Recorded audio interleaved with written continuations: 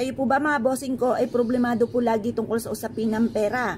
Or kaya po ang swerte po ninyo ipatikim lamang? Asya ako'y may tuturo sa inyo mga bossing. Para ang pera ay tuloy-tuloy at hindi patikim lamang ang swerte. Para magtagal ang kaperahan po natin or kaswertehan mga bossing. Magtatawag po tayo ng swerte at para tuloy-tuloy. Magsusulat po tayo naman dito ng tatlong 8 mga bossing. Linawan nyo pong magaling mga bossing. 8, never ending luck. Magkakaroon tayo ng never ending na swerte. Yan, ba't ba lumalabo? Yan. Magkakaroon tayo na never ending na swerte. Never ending luck. Magkakaroon tayo ng maraming pera. Tuloy-tuloy na pasok ng swerte sa pera. Tapos susulat nyo po dito yung amount na matagal nyo ng pinapangarap. Halimbawa mga bossing ko ay 5 million. Magkakaroon ako ng 5 million. Bukod sa aking sipag at tiyaga, double time sa pagkayod, makakaipon ako ng 5 million. Magkakaroon ako ng 5 million. Walang masamang mangarap mga bossing, lalo-lalo na kung masipag kang tao, walang imposible. At ikaw ay naniniwala na makakamit ang mga pangarap sa buhay. Yan po, magkakaroon tayo ng 5 million mga bossing. Pagkatapos mga bossing ko, pwede nyo siyang ilagay sa malinis na tubig, pwedeng budbudan ng kaunting asin, or pwedeng simpleng ganito lamang na iipit nyo po sa inyo pong pitaka. Ang dulot po nito ay swerte mga bossing. Pwede rin naman na ilagay nyo ito sa isang pouch, tapos lagyan ng konting asin at isabit sa inyo pong main door or sa inyo pong bintana.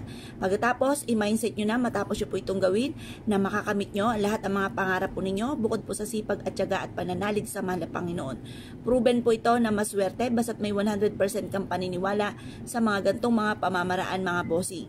Ngayon pa mga bossing, kung kayo po isa sa mga naniniwala sa mga gantong mga pamamaraan, ay mas mainam mga bossing ko na maging positibo po kayo.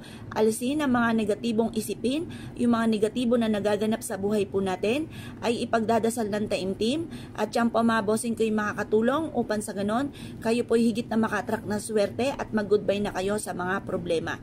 At saka yung pangarap natin, yun ang lagi-lagi nating sasabihin.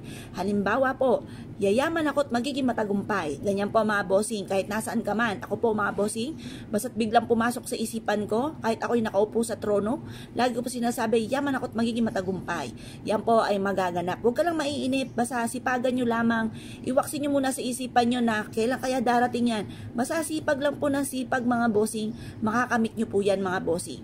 Walang imposible sa mga taong masisipag at madidiskarte at hindi nakakalimot magdasal. Yan po yung walang imposible. Huwag ka lang maiinip kasi alam nyo naman ang isang bagay, mas na iniintay lalo-lalo na sa usapin ng pera ay lalo po yan tumatagal.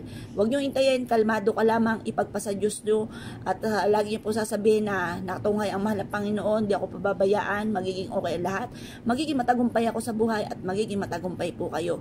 Soon, wag lang kayo maiinip mga bossing.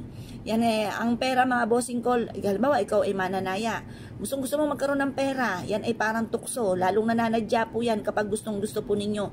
Kaya kalmado ka lamang, pero gumawa ng mga pamamaraan para maging matagumpay, kagaya ng sipag at tiyaga at double time sa pagkayod. Kaya kung kayo pinaniwala mga bossing, ay siya, good luck po sa inyo po lahat.